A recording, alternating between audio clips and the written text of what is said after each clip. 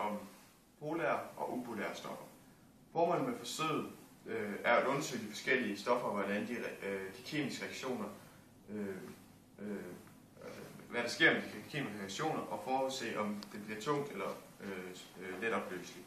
Altså om der ligger bundfald i væsken.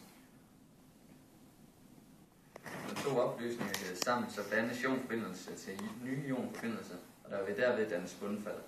De går sammen i iongitter, når de er tungt opløselige. Den letopløselige kombination holder sig i opløsning. De deltager ikke i fældningsreaktioner og kaldes derfor tilskuerion. Et molekyle indeholder en eller flere kovalente bindinger, som enten er upolære eller polære. Et molekyle kaldes polært, hvis den har en positiv og en negativ side. Hvis den indeholder hydrofile grupper, så er den polær, og hvis den indeholder hydrofobe grupper, så er den upolær. Hvis OH-ioner ikke indgår, er de så godt som uopløselige vand, da det er en polær, som skal blande sig i et upolært stof. I forsøget bruger vi en del materialer. Vi bruger blandt andet reagensglas, propper og spatel. I reagensglasset bruger vi følgende stoffer: heptan, cyclohexan, etanol, vand, 1-dexanol, diiod og kobbersulfat. Som I ser på billedet. Ja, vi ser på billedet. Det er skemaerne med vores forudsigelser om, hvad der vil ske, når vi blandede stofferne, og om de vil opløses, eller hvad der nu vil ske, og hvilke der vil opløses, hvis der var mere end 2 væsker. Vi benytter vores viden om polaritet til at komme med kvalificeret bud. Efter udførte vi forsøget, så vi kunne se, om forudsigelserne stemte overens med vores gæt. Nu hælder vi 3-4 cm af væskerne i reagensglas. Samtidig skal vi også have nogle af de faste stoffer i reagensglasset. Hvis vi kommer for meget i, bliver opløsningen så farvet, at det er svært at se igennem. Så det skal vi undgå. Vi sætter prop på og ryster glasset grundigt, og så lader vi det stå lidt, så væsken kan falde til ro og notere, hvad der er sket.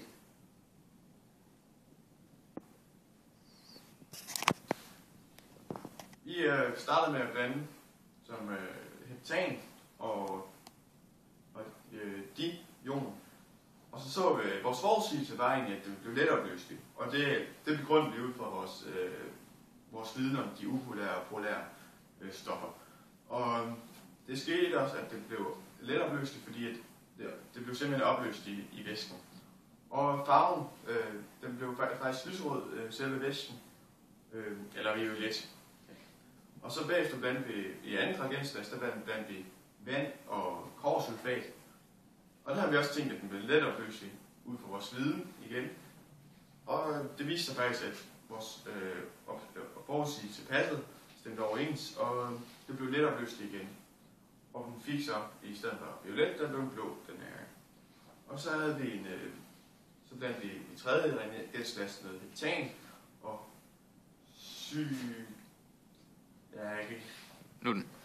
I tredje reagensglas blandt vi heptan og cyclohexan og igen diion. Og vores forudsigelse var, at den blev let, og det blev den også. Og den fik farven violet. Og så vand og etanol og kobbersulfat, det blev simpelthen, vores forudsigelse var, at det blev tungt opløseligt. Og det blev også tungt opløseligt, da der var bundfald, lidt blåt og meget lys væske. Altså der var blåt nede i bunden, og så var der lys væske. Ja. Og så havde vi heptan og kobbersulfat, og der havde vi regnet med en tungt opløselig, og det blev også tungt opløseligt igen. Og der blev dannet bundfald, og farven er meget lyserblå. Og så til sidst der er vi vand og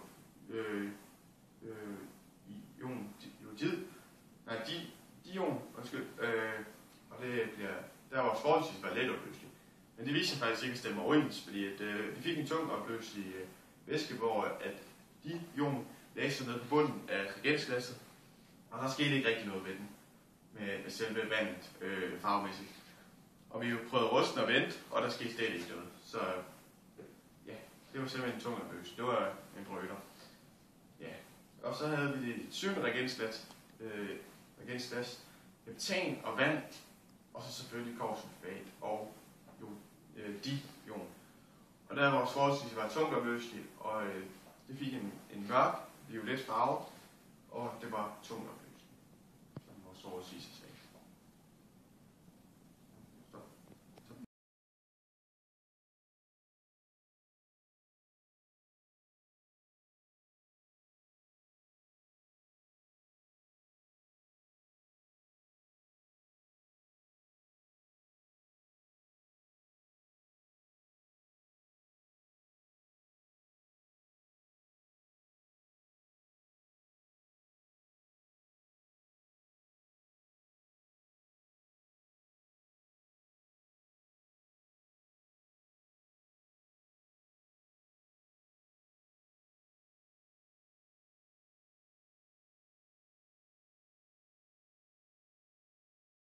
Og så vores andet forsøg, der havde vi 4 reagensglas. Den ene kalder vi A.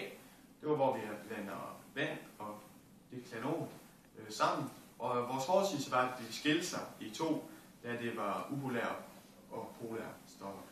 Og vores observation var simpelthen, efter vi havde rystet den, der deles den så igen og bliver grumset. Og så i glas B har vi etanol og deklanon. Vi sagde lidt, at det blev en klar væske, og vores forudsigelse var korrekt, fordi det bliver faktisk helt klar væske, og der sker ikke rigtig noget med den. Det bliver hverken grumset eller noget. Og det der, det er 2 upolære stoffer, tror jeg. Ja. Det tror jeg ikke, jeg skulle.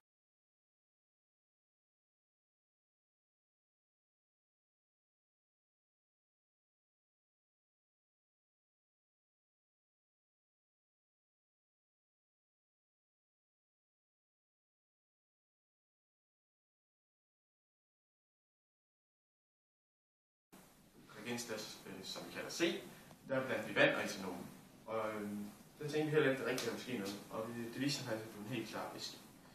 Vi vidste ikke, vi havde ikke rigtig nogen forudsigelse til det. Og så reagensglas D, der blandt vi vand, etanol og deklanon.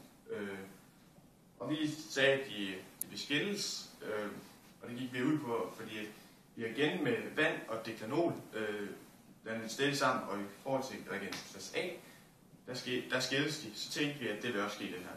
Og vores observation er, at det deler sig i 2. Og det ligner faktisk også, at den deler sig i en 3'er, men det kunne vi ikke helt forstå. Så det må vi finde ud af senere. Vores resultater og vores forudsigelser stemte meget godt overens. Og det var fordi, at vi tog udgangspunkt i, at polære og upolære, de kunne ikke blande sammen. Det skal være polære og polære, før de kan blande sammen. Eller upolær og upolær. Og hvis det bliver en polær og en upolær, så vil der ske det, at de vil enten skilles, som i det nederste forsøg, altså det sidste forsøg vi lavede, og i det første, der vil der dannes bundfald.